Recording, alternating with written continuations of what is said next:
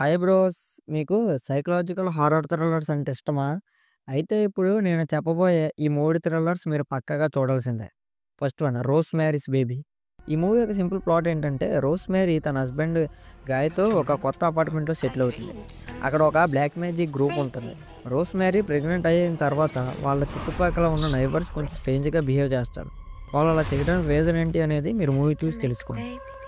Second one వచ్చేసి 'the shining'.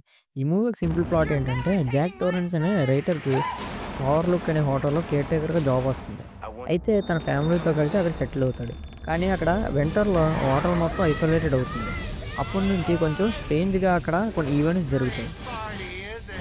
Third one వచ్చేసి 'fractured'.